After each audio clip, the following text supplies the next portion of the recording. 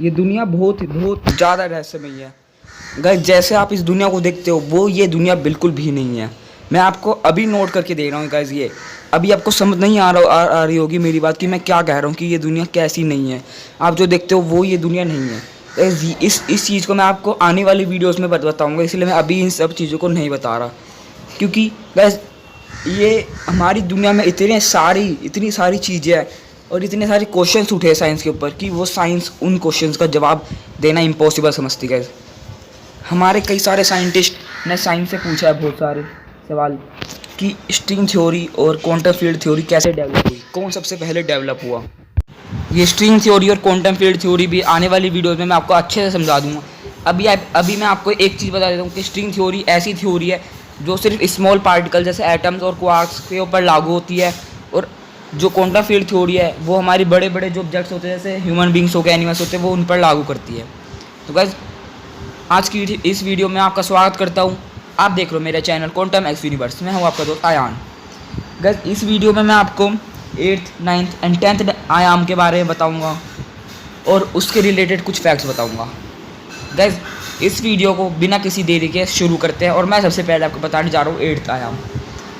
Guys आपने मेरी पिछली जो मैंने पार्ट्स बनाए थे फर्स्ट, सेकंड, थर्ड, अगर आपने वो पार्ट्स नहीं देखे तो प्लीज़ मैं आपको कह रहा हूँ अभी देख लीजिए वो पार्ट, क्योंकि उस पार्ट में जो भी मैंने आपको बताया है उससे रिलेटेड ही मैं आज बताने वाला हूँ। अगर आपने वो नहीं देखा होगा तो आपको समझ नहीं आ रहा हो। अभी मैं आपको बता देता हूँ, अभी मेरा चैनल सब्सक्राइब कर दीजिए, लाइक कर दीजिए, ऐसी इंटरेस्टिंग वीडियो आपको जल्द से जल्द मिलेगी। तो बस अब मैं आपको बताने जा रहा हूँ 8th डायमेंशन या 8वां आयाम होता क्या है। बस 8वां आयाम कुछ नहीं, कुछ मान लो आपके पास 3 समानांतर ब्रह्मांड है। ये आप एक जगह ले लो, 3 समानांतर ब्रह्मांड। अब मैं आपको बताता हूँ, मैंने आपको क्या बोला था सेकंड डायमेंशन में मैंने आपको बोला था कि उसमें हमें लेंथ और ब्रेथ मिल जाती है और हम 4 सर्कल्स को जोड़ के यहाँ पर एक जगह से दूसरी जगह जा सकते हो।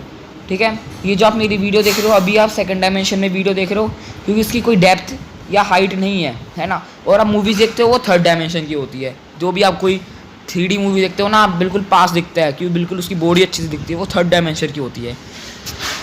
तो सेकंड डायमेंशन से रिलेटेड 8th डायमेंशन भी है। उसमें क्या होता है, लेकिन उसमें एक सर्कल गायब होता है। एक सर्कल यहाँ पे सर्कल था और यहाँ पर हमारे पास ब्रह्मांड है।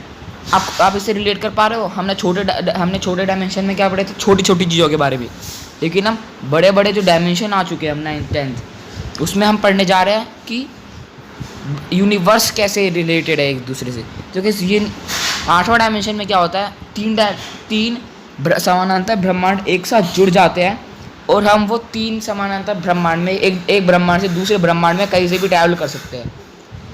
तो गाइस अब मैं आपको ये था हमारा 8वां आयाम, और अब मैं आपको बताने जा रहा हूँ 9वां आयाम। 9वां आयाम बिल्कुल सिंपल है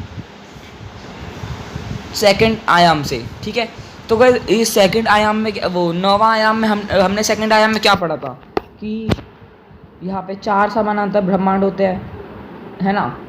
4 समानांतर सर्कल्स होते हैं ना। 8th आयाम को आप छोटा सा मान सकते हो दूसरा आयाम से, लेकिन 9वां आयाम बिल्कुल ही सिमिलर है आपका सेकंड आयाम से। ठीक है, क्योंकि हमने 8वें आयाम में तीन समानांतर ब्रह्मांड लिए थे, लेकिन 9वें आयाम में क्या होगा, वो पूरे के पूरे 4 समानांतर ब्रह्मांड, इसका मतलब 4 सर्कल्स एक साथ जुड़ जाएंगे और 9वें आयाम में हम 4 समानांतर ब्रह्मांड में एक जगह से दूसरी जगह जा सकते हो। ये था हमारा 9वां आयाम। मैं ये चीज़ जल्दी इसलिए बता रहा हूँ क्योंकि इन सब चीज़ों में ज़्यादा टाइम करने का वेस्ट नहीं है, क्योंकि वेस्ट करने की क्या ज़रूरत है, टाइम थोड़ा फ्री आ रहा है ना, आप समझ सकते हो ना थोड़ा बहुत। तो अगर अब मैं आपको बताने जा रहा हूँ 10वां आयाम। 10वां आयाम क्या होता है, 10वां आयाम बिल्कुल तीसरा आयाम के सिमिलर है। तीसरा आयाम में हमने क्या पढ़ा था कि 8 एजेस मिलके एक पूरा क्यूब बना लेते हैं, है ना। तो एक वो जो क्यूब बनता है, आप वो उस क्यूब को ये समझ लीजिए कि वो क्यूब एक बॉक्स है और उसमें जितने चाहे ब्रह्मांड आप भर चुके हो। तो गैस उसमें क्या होगा कि वो उस क्यूब में जितने भी ब्रह्मांड हैं वो सारे ब्रह्मांड में से आप किसी ना किसी ब्रह्मांड में पलक झपकते ही जा सकते हो। गैस यही था हमारा 10वां आयाम। तो गैस अब मैं आपको एक दूसरी चीज़ बताने वाला हूँ जो 4th डायमेंशन से रिलेटेड है।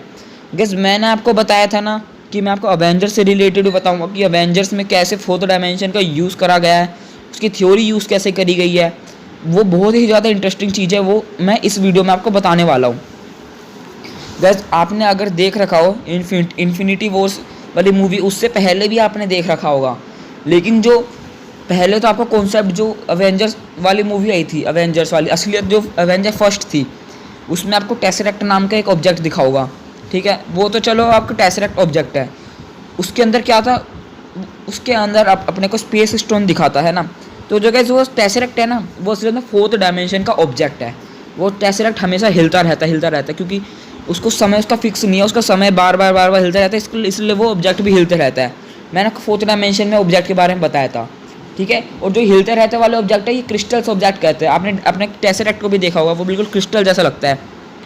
क्रिस्टल एक तरह से क्या होता है, क्रिस्टल वो पार्टिकल्स होते हैं जिनके जो एटम्स, जो उनके अंदर एटम्स होते हैं, वो एक कुछ फाइनाइट मतलब कुछ ऐसे एक तरह से अरेंज होता है जिसमें जिसका पैटर्न बनता हो। जो आइस है वो भी एक तरह से क्रिस्टल ही है, ठीक है। जो आप सॉल्ट खाते हैं वो भी क्रिस्टल ही है। तो गाइज अब मैं आपको बताने वाला हूँ ये जो थ्योरी है, ये है क्या असलियत में, ये कैसे इसका यूज़ किया है, कैसे समझा रहे हो आप इस थ्योरी को। तो गाइज ये जो थ्योरी है असलियत में, सबसे पहले आपको टेसरेक्ट अवेंजर वाली मूवी में दिखा होगा। उसमें आपने मूवीज़ में क्या देखा होगा कि स्पेस एक ऐसा पोर्टल बन जाता है हमारे आसमान में, स्काई में, जिससे एलियंस आते रहते हैं। गैस जो ये जो पोर्टल बना है ना, ये असली में 4th डायमेंशन का पोर्टल है, क्योंकि जो इसके अंदर स्पेस स्टोन है ना, इसे 4th डायमेंशन की थ्योरी यूज़ की गई है। एवेंजर्स में आपको थोड़ा बहुत समझ आया होगा, लेकिन असलियत में आपको जितना आपको समझ में आ सकता है उसमें आपको समझ में आया इन्फिनिटी वॉर में, बिल्कुल अच्छे से समझ में आ गया होगा। उसमें क्या करता है, टेसरेक्ट को तोड़ देता है ना। टेसरेक्ट को तोड़ना पहले तो आप सोच रहे हो मुश्किल होगा, लेकिन उसको कोई दिक्कत नहीं, क्योंकि वो उसकी असली जो क्रिस्टल है वो अंदर प्रेजेंट होता है, स्पेस स्टोन एक तरह से 4th डायमेंशन में जाने का कुछ ऐसी यूज़ करके बना दिया कि यूज़ कर सकते हैं हम उसको 4th डायमेंशन जाने में, ठीक है। आपने देखा होगा थानोस यूज़ करता है जब वो, तो कैसे वो जैसे यूज़ करता है तो एक जगह से दूसरी जगह बना लेता है, और वो एक पोर्टल के रूप में बनाता है, क्योंकि वही पोर्टल ना 4th डायमेंशन है, वो समय में ट्रैवल करके एक जगह से दूसरी जगह पे जा सकता है। वो एक तरह से समय, देखिए जो हम स्पेस है ना, एक तरह से स्पेस के साथ टाइम हमेशा चलता रहता है। तो गैस ये जो स्पेस के साथ टाइम चलता रहता है, इसमें ज़रूरी नहीं है कि आप टाइम में पीछे जा सकते हो। स्पेस मतलब आप किसी एक जगह से दूसरी जगह भी जा सकते हो। तो गैस यही था अवेंजर्स में यूज़ होने वाली थ्योरी। आज की इस वीडियो के लिए बस इतना ही। अगली वीडियो में मैं और 11th डायमेंशन बताऊँगा, और इन डायमेंशंस के ऐसे फैक्ट बताऊँगा जो आपका माइंड ब्लो कर देगा एकदम। गैस आज की इस वीडियो के लिए बस इतना ही। मैं मिलूँगा आपके अगली वीडियो तक, तब तक के लिए स्टे ट्यून्ड।